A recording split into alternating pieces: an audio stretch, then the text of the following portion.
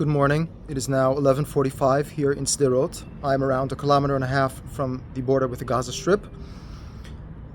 This morning, Israeli Air Force, gunboats, and artillery continue to pound the Gaza Strip, and the Gazans continue to intermittently shoot rockets from wherever they can within Gaza. Yesterday, the Israeli Air Force completely decimated the upper-class neighborhood of Rimal in Gaza, where the Hamas leadership lived. One can find clips online before and after. The place has been completely leveled. Beyond that, Air Force planes continue to strike the refugee camps of Jabalia, Shati, places and other places in the Gaza Strip, Khan Yunis, Beit Hanun, and more.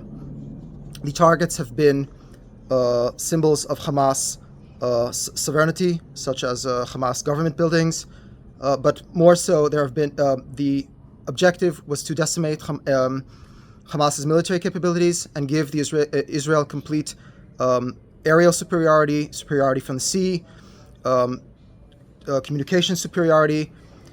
They have taken out Hamas's airborne warning systems, which they had imported from Iran, so that was important as well. And the airplanes are clearing the way for a ground entry, which will come. Tens of thousands of troops, if not more, are along the border. 300,000 were drafted altogether. This is the largest draft in reserve draft in Israeli history. I can't really see since I'm not elevated enough, but a large cloud of thick smoke is rising from above Gaza.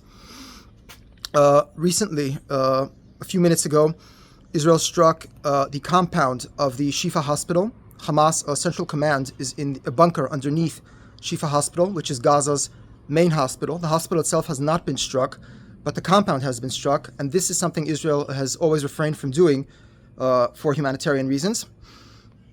There is a full siege has been imposed on Gaza by Israel.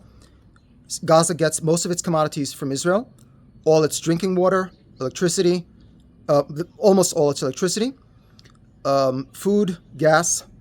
There is one small power plant remaining in Gaza, still operating.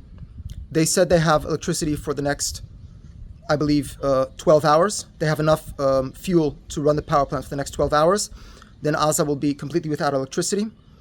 Internet infrastructure has been damaged, and Gaza is on the brink of losing all internet connectivity. No drinking water is there, and Hamas, shockingly enough, is claiming there will be a humanitarian disaster, and Israel should stop its attacks. Whatever, the attacks are not stopping. The house of Mohammed Deif, the head of the Hamas military wing, has been bombed as well. It is unclear yet if he has been killed, but his brother, son, and granddaughter have been killed. He is the mastermind of Hamas, of all Hamas, the military operations, and if he is, I would say, the greatest human target within Gaza. If he would be killed, that would be a great blow to Hamas.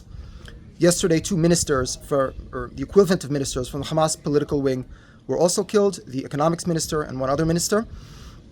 And that too is a blow to Hamas, because these are the people who finance the terror organization and deal with the Iranian connections, etc. As Iran supplies Hamas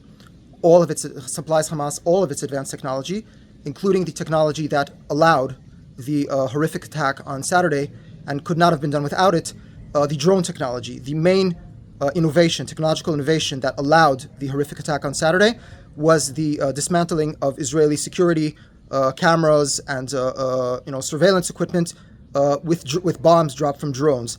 That has been revealed in various newspaper articles. And Israel is taking out these capabilities right now, and we are waiting to see what will happen next. The ground invasion can begin any night now. Invasions begin at night. And we have to see how that will develop and what the objectives of the invasion will be. If they are toppling the entire Hamas regime in Gaza, that is a very clear stated objective. If it is something else, such as decimating Hamas military capabilities, as some ministers have said, then it is unclear what the exact definition of this means.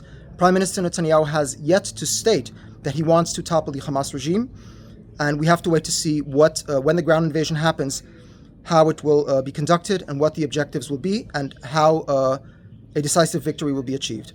This is Yeshaya Rosenman for Republic Digital, Sderot.